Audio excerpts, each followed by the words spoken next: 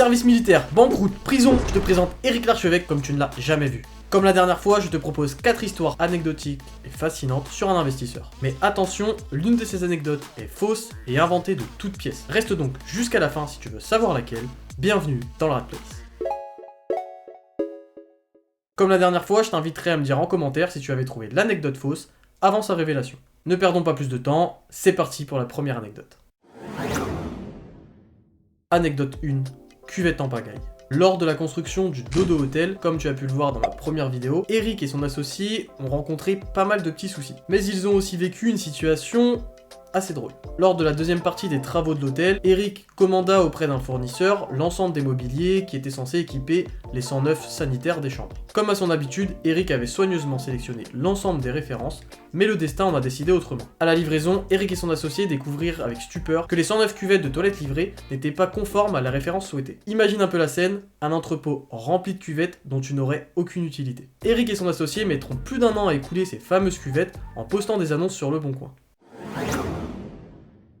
Anecdote 2, Lightstorm. Nous sommes en 2010, l'époque où la nouvelle génération de smartphones fait son entrée sur le marché. Cette génération est dotée de nouvelles fonctionnalités telles qu'une caméra capable de scanner des codes barres. En parallèle, la popularité de Facebook explose avec un engouement croissant pour les partages et les fameux likes. D'ailleurs, si tu pouvais liker cette vidéo et la partager avec tes copains, ça m'arrangerait.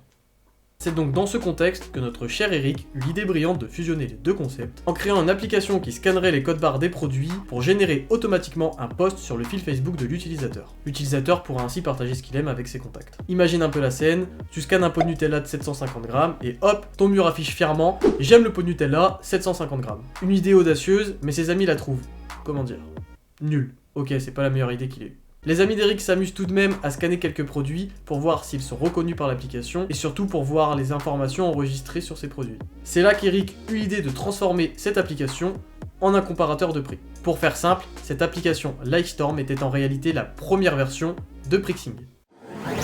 Anecdote 3, l'Annure Skype. La femme d'Eric est une ancienne mannequin de Riga, originaire de Crimée. Mais Eric ne l'a pas rencontrée en Lettonie, puisqu'elle-même se trouvait à Paris lorsque lui était à Riga. Leur rencontre est beaucoup plus anecdotique que ça. Un jour, Iveta, c'est le prénom de la femme en question, installe Skype, une application encore très peu répandue. En vue de tester l'application, elle regarde s'il n'y a pas d'autres Lettons comme elle installés à Paris. La recherche ne donne rien. Sur un coup de tête, elle inverse la recherche et regarde alors s'il n'y a pas des Français installés en Lettonie. Comme tu le devines, dans les résultats de la requête se trouve le numéro d'Eric. C'est même le seul résultat. La suite est assez simple, elle lui envoie un premier message sans aucune arrière-pensée, le courant passe bien, ils continuent d'échanger pendant de nombreux jours, puis après de nombreux échanges, ils décident de se rencontrer et finiront par tomber amoureux. Anecdote 4, arachnophobie. Cette histoire se déroule le 14 mars 2011, oui c'est très précis, lors de la 8ème édition du Start in Paris. Eric doit alors pitcher son projet Prixing pour la première fois en public. La réception, ainsi que la cérémonie, si on peut appeler ça comme ça, se déroule dans le hall d'un grand hôtel. Eric, assez nerveux par nature, préfère rester dans sa chambre à réciter son pitch en attendant son tour. Eric n'a jamais été très à l'aise en chaussures, il explique dans son livre qu'il les retire chaque fois qu'il en a l'occasion. Retiens bien ça, c'est un détail important pour la suite de l'anecdote. Eric récite son pitch une première fois, une deuxième fois, puis tout à coup, il s'arrête, il remarque que dans le coin de la pièce, il y a une araignée d'une certaine taille. Désolé pour les arachnophobes. Il faut savoir que notre cher Eric a une véritable phobie des araignées.